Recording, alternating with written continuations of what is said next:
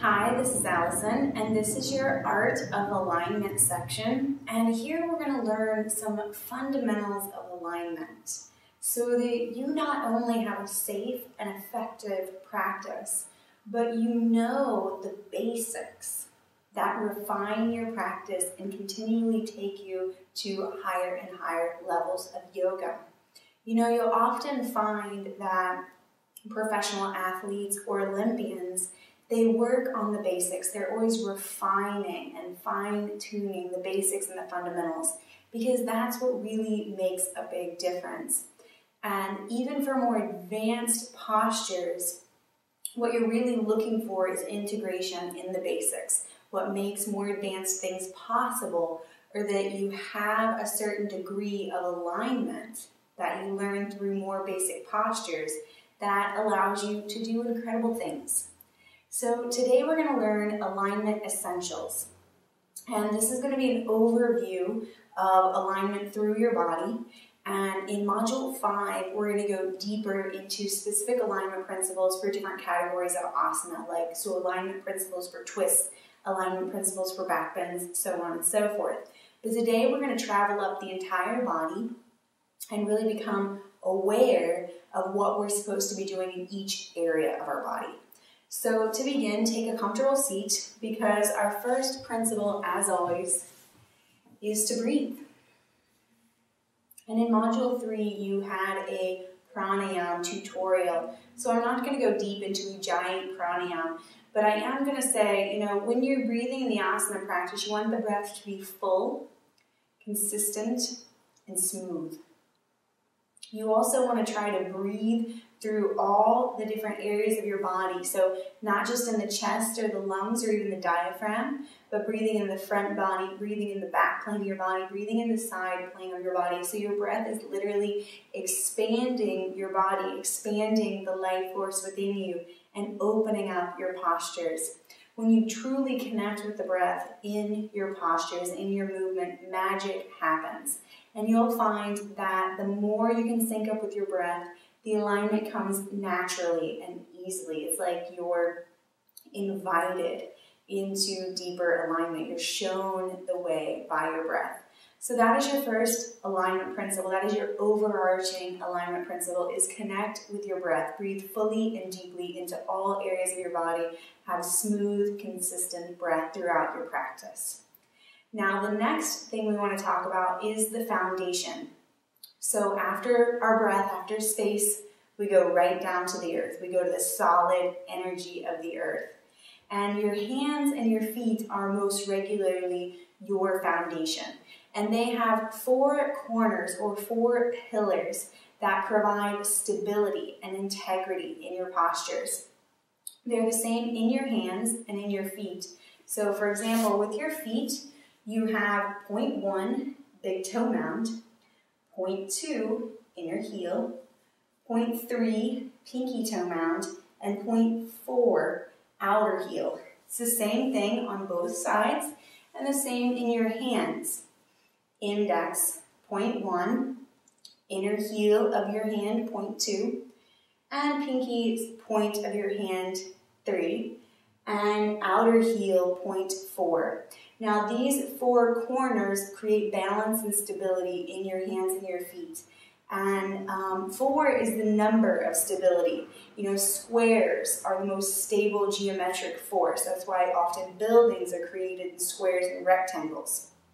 So those 4 points, we not only want to have balance between the 4 points, but in particular, you want to have balance between the upper 2 points. So on the hands, that would be the metacarpals, and the heel. Often most of us put more weight on the heel of our hands and our feet, so we really need to focus on getting more weight into the front part of our hands and feet. So there it is on your hands. On the feet, you want to focus on getting more weight onto the ball of the feet and less weight on the heels, balanced between these 2 points here.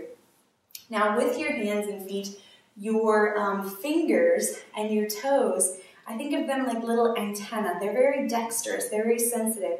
So you want to use the sensitivity of your hands and feet to inform the rest of your body, like antennae, just informing, creating more refinement It's like you're fine-tuning a musical instrument with your fingers and your toes.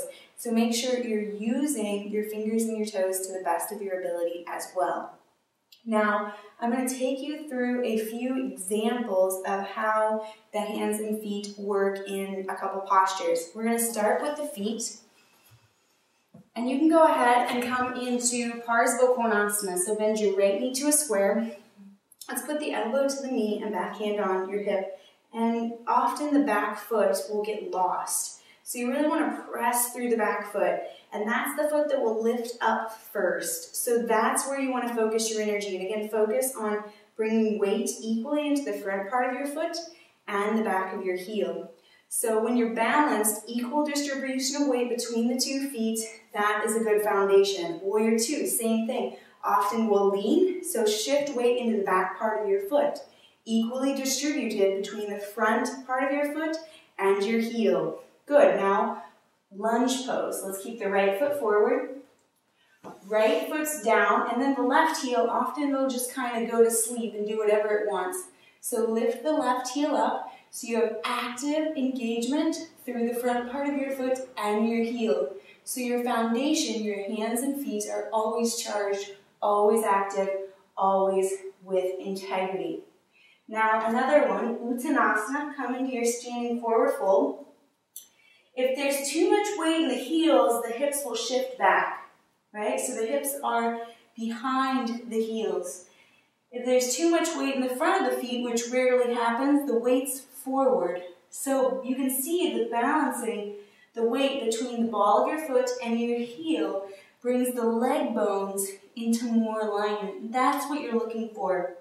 When we set up our foundation well, we have more integrity through the rest of our body. Now those are some just alignment cues to work on with your feet. And you can always lift your 10 toes to find more engagement in your feet and really check out how and where you're doing and putting your weight. So in the practice support section, you have an entire practice dedicated to your feet, to really getting into your feet, feeling your feet, invigorating your feet, and awakening your feet. And next we're going to go to the hands. So your hands, again, most of us put more weight onto the heel of our hands. So I recommend every time you place your fingers down, you place the fingertips first. So your hands can be like little spider hands. And then press the metacarpals down, so the place where your fingers meet your hands. And then finally, lastly, place your palms down. So then you have equal weight between the front part of your hand and the heel of your hand. A lot of times, go ahead and shake your hands out. People just like place their hands down like it doesn't even matter, you know, and the index knuckle will lift up, and there's just not a lot of strength and integrity in the hands. So you want to place fingertips down first, metacarpals, then heel of your hand. And go up into downward facing dog.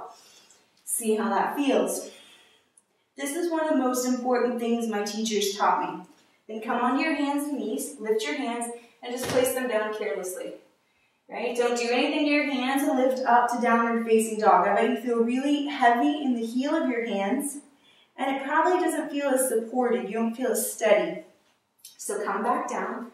Again, fingertips, metacarpals, heel of your hands, lift up and back into downward facing dog. Good.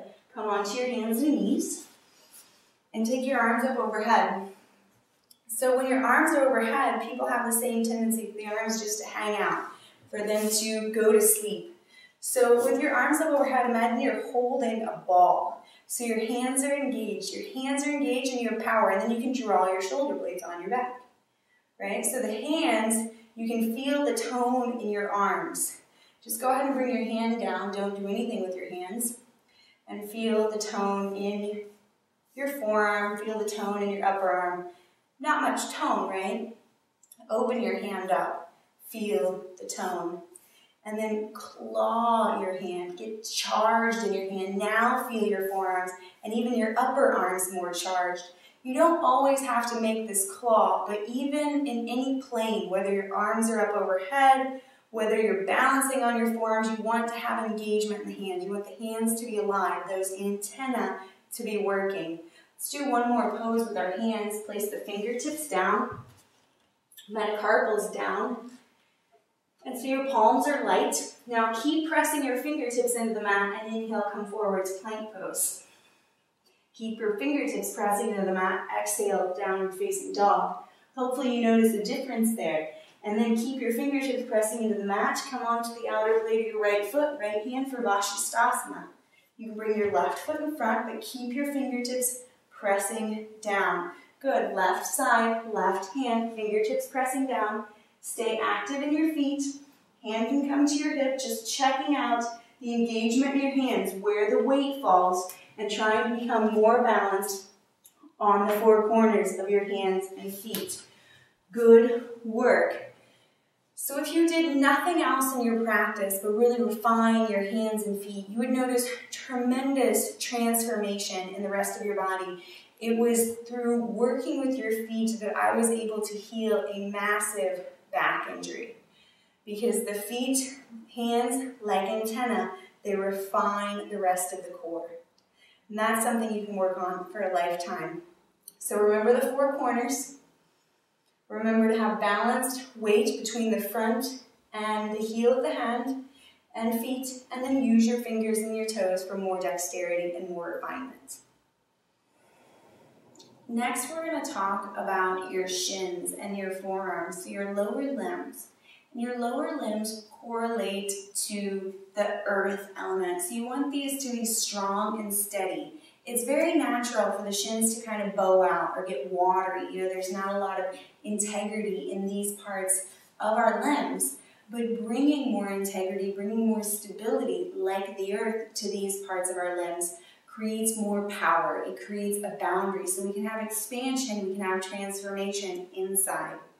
So right here, take your hands to your outer shins and you're just going to hug in with your shins. So you're hugging in, creating that boundary, creating this stabilizing force.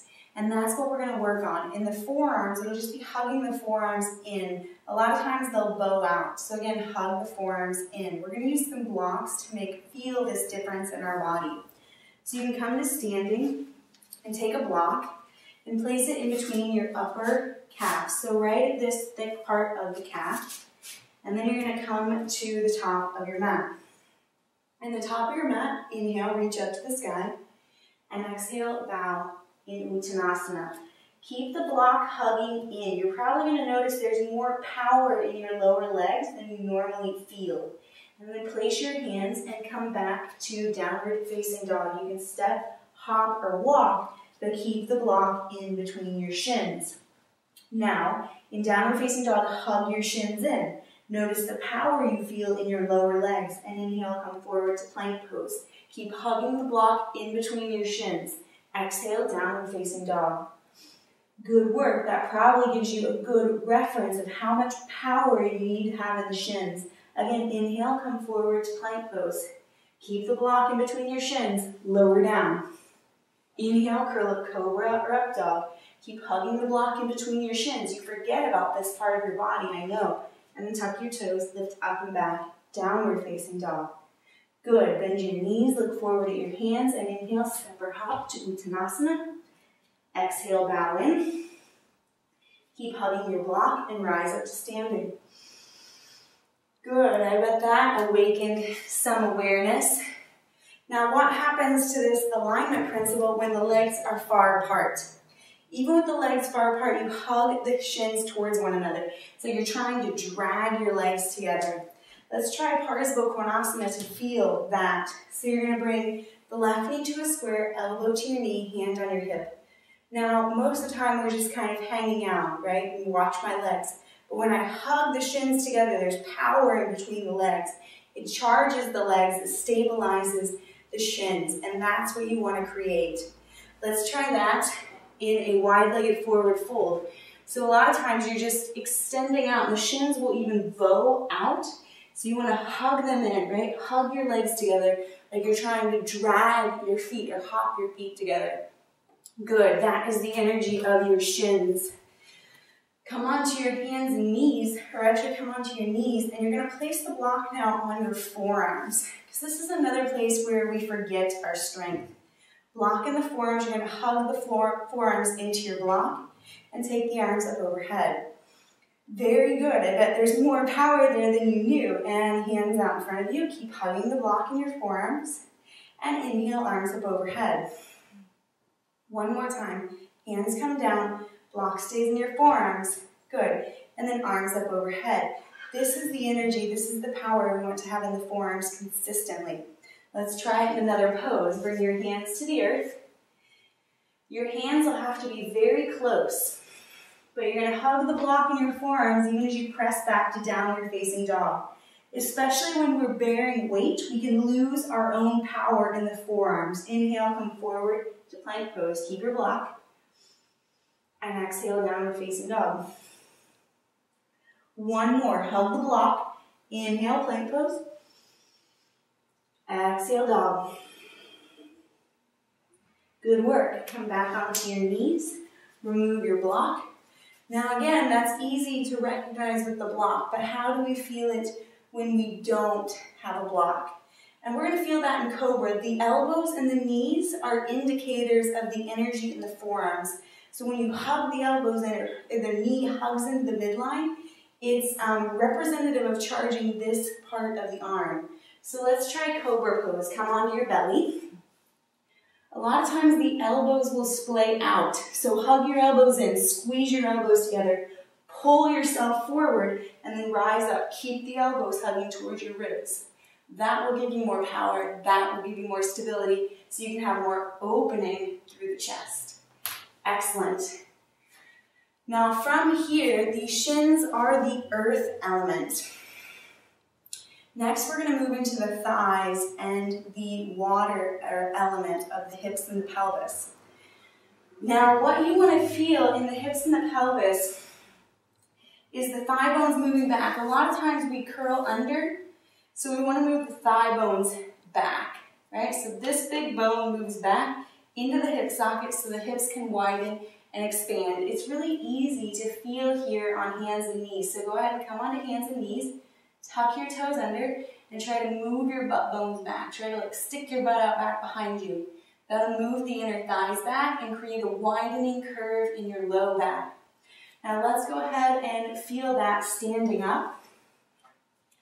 And you're going to put a block in between your upper inner thighs, and you put it short ways. And then a lot of times for many of us, the hips move forward, the thigh bones move forward. You can see what this creates in the low back. So you want to, and the block's protruding forward, so you want to move the thigh bones back. This creates widening in the hips, widening in the pelvis, widening in your low back, and that's really how we open our hips. So let's try that again. Thigh bones move forward, you feel all small here, low back compressed. Feel your low back so you know what that's like. And then place your hands on your hip creases, press your thigh bones back, feel your low back, it's expansive, there's a curve. Very good. Place your block down. We're going to try a funky lunge to feel this in another posture. So in your lunge, you're going to turn your right toes out, bend your right knee to a square, bring your hands to a diagonal. Now keep your shins steady, like we just learned, and place your left hand on your hip, move your hip crease back. So that's the thigh bone moving back. And if I'm at this angle, the back leg, instead of the hip moving forward, the hip crease moves back. So the leg is in more alignment. And that's really how you want the back leg to be. Just like Uttanasana we saw in the feet, the foundation, the leg is in a crystal clear alignment. The bones are aligned, providing you with maximum support. Now, there's another important adjustment that we do often, and it's challenging to show, but it's this manual widening of the inner thighs. And you're going to place one hand on your upper inner thigh, one hand on your sitting bone. So not on the hamstring, on the sitting bone. And you're going to move the inner thigh back and apart, right? So it's this moving the thigh back, moving the sitting bone wide. And then second side, I'm showing you standing, and then we're going to do it on the ground. Upper inner thigh, sitting bone. Move the inner thigh back, move the sitting bone wide. Good, now sit down on the earth or on a chair. Same thing. Use the hands on one leg. One hand goes to the upper inner thigh, one hand to the fleshy part of the sit bone. Move the inner thigh back. Pull the fleshy part of the sit bone away, so it's like the hand's moving this way. And then notice that side. You probably feel like you're more on the sitting bone and more like your hips are spreading out on the floor. This is the energy we want to create. And then same thing on the second side. Inner thigh moves back and apart. The pelvis feels wide. The pelvis feels like it's expanding. The hips are moving apart.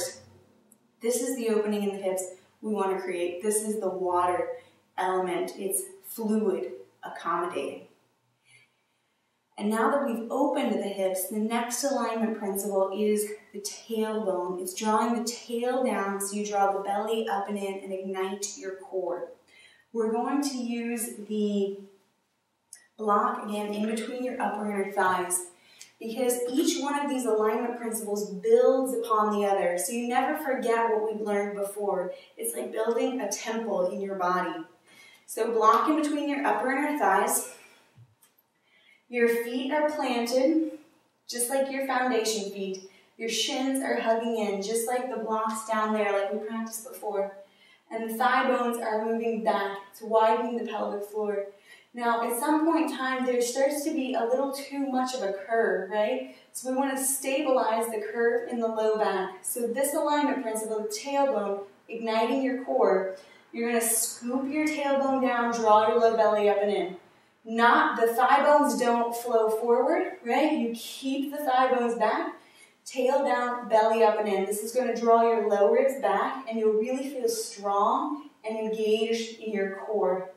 You must keep all the other principles to really feel this and really have this in a safe way. And it'll lengthen your spine, lift the belly, lift your sternum, and it's really a transformative energy. It'll also help you root down more through your legs.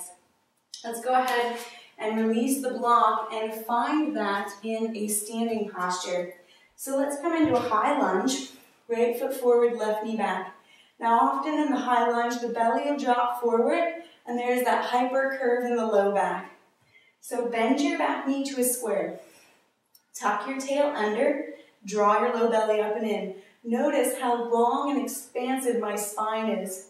Take your arms up overhead, and then you can start to stretch your leg straight. Start reaching it through your heel to stretch the back leg straight. Good work. Let's do that one again. Left foot forward, right foot back. Front knee to a square. Notice the natural tendency for the belly to drop, the low back to be very curvy. So bend your back knee, tuck your tail, draw the low belly up and in. It's strong. Strong. It's not from the glutes, it's from like the inside, it's from the pelvic floor. And then arms up overhead, you can press through your heel to stretch your back leg straight. Good. Step up, Uttanasana, or Tadasana. And then we're going to try one more pose. We're going to do Purvottanasana, or Parsvottanasana, so the hamstring stretch we often do. Now again, a lot of times people move their hips way back and they get this curve. But in a forward fold, you really want to root the tailbone down, lift your belly up and in. So as you fold forward, there's space here in your core. Your core can hold you as you bow forward, and then you can place your hands on the mat. Keep your hips engaged, and you could do this, right? But tuck your tail, draw your low belly up and in, you're going to be able to bow deeper. Your tailbone is also super useful when you're coming back. Your tailbone drops down like an anchor, so then it lifts you up through the belly, through core power, core strength. Let's do that on the second side. Left foot forward, right foot back. Again, the tendency is for the thigh bones to push back without any balance here, without any integration in the core. So tail down, belly up and in, ribs back. Now you feel your abdomen, but not just the abdomen, this whole third chakra, kidney space. Keep the tail moving down, belly up and in, and bow forward. Hands can come to the mat. And again, tail towards your heels, like you're trying to push your tailbone down the back sides of your legs. This will help open and lengthen the back sides of your legs. And your belly lifts up and in, so you have more space to bow forward. The same principle applies when you come up. You hook your tailbone down, lift your belly up and in, and then you rise with power, with integration. So that is the tailbone. That's how we integrate our core. And once the core is integrated, we need to integrate our shoulders. We need to feel connected through the heart and the chest. So to do that, we have a shoulder principles. And the first shoulder principle is that you want to draw the arm bone back. A lot of times in our modern world, our shoulders are rolling forward. So drawing the arm bone back helps you open up your heart and chest. That's our first principle. And you want to keep the sides of your waist long. That's from the tailbone, right? So then draw the shoulder back, head of the arm bone back. Then the tips of your shoulder blades go down your back to lift your sternum up. It's like celebratory. Let's try that again. Arms out in front of you. Imagine you're reaching. And then from your fingertips, draw your shoulder blades on your back. 2 more. Exhale, shoulder blades off your back. Inhale, shoulder blades on your back. Good. Exhale, off, reaching, rounding. Inhale, shoulder blades on your back. Great work. Let's do that in Parsva Konasana. So take a wide-legged stance. Bend the right knee, right elbow to the knee, left arm out in front of you. Reach, shoulder blade off your back. Then plug your shoulder blade on your back. Keep your shoulder blade on your back. Take your arm up overhead. Notice how much more free, how much more liberated you feel in your upper spine, in your heart. This is the element of air, so we want to feel free, like we're rising. Inhale, come up. Very good. Now another way to feel the integration of your shoulder blades on your back is to clasp your hands behind your back. And that'll really teach you to roll the shoulder blades together on your back. And then you could do this posture and your head will come down, your shoulders will come down. But draw the shoulder blades down your back so you lift the sternum up. It's like you're getting scooped up through your heart space and your head flows back, coming into perfect balance over your shoulders. Breathe into your heart. Breathe and lift your sternum. And then release your clasp. Good. We're going to try that one more time in Cobra pose. So come onto your belly.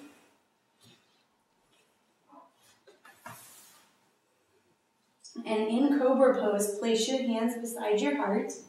Push your fingertips down. Lift your shoulders up. And that lift is pulling the head of the arm bone back. It's just like that action here. So you lift the shoulder blades up, then pull your heart forward. Roll your shoulder blades down your back so you're scooping your sternum up. It's like, again, just like we did standing, it's scooping and lifting the sternum up towards the sky, like your heart is a balloon full of helium that will change your back bends.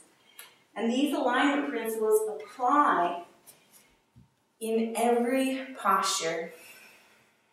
As we learned in Module 2, it's all the same pose.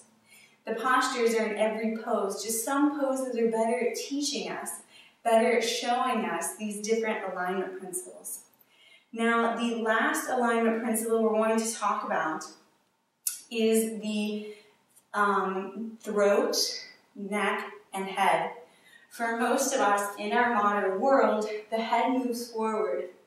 So we're going to really have to work on drawing the skull back. And it's not just the head moves back and the chin moves up, but you actually want the skull to move back so your crown is balancing over your tail. Especially in twists and other postures, the head will want to move first, the eyes will want to move first and go all kinds of places. So a good practice is keeping your nose balanced over your sternum and really entraining your eyes to be soft. It'll soften your mind. And drawing the whole skull, the whole head over your shoulders, right? So from here, and the eyes being very active, to drawing the skull back, ears over the stern, over the shoulders, nose over the sternum. Gaze soft.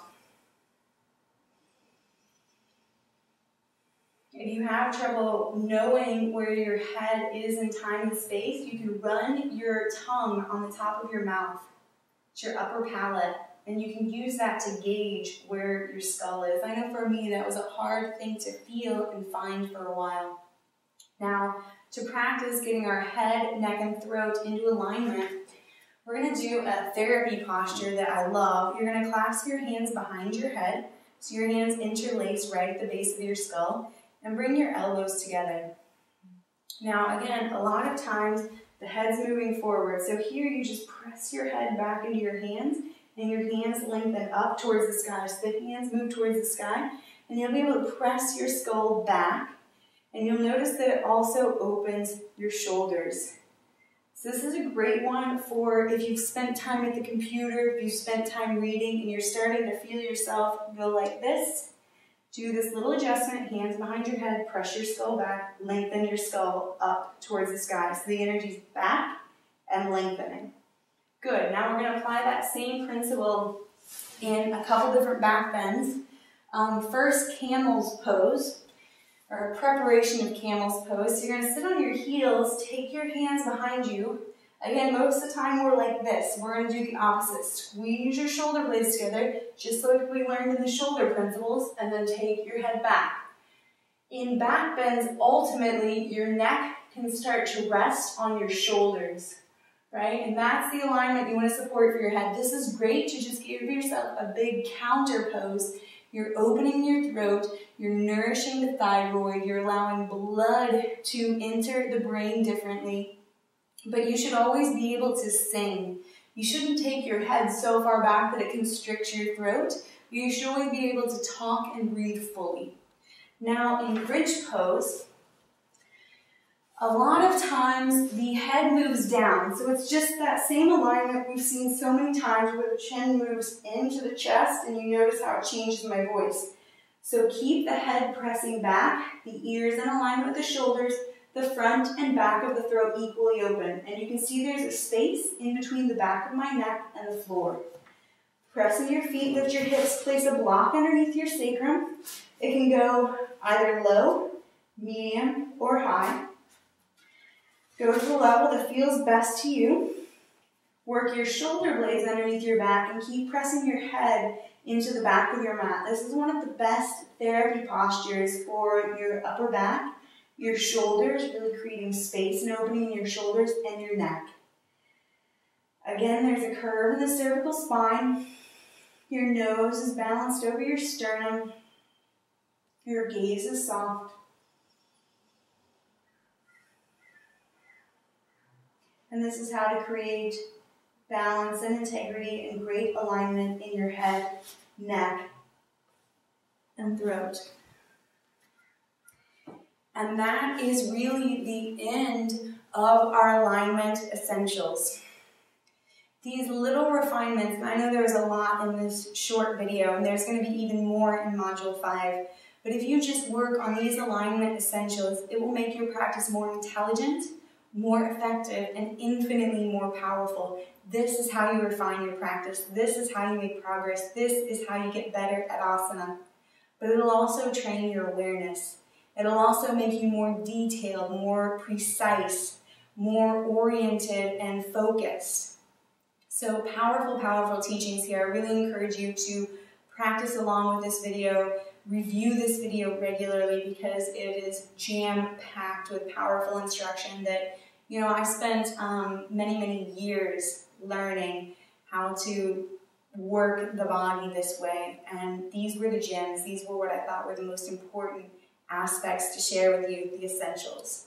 Thank you for tuning in. The light in me sees and honors the light in you. Namaste.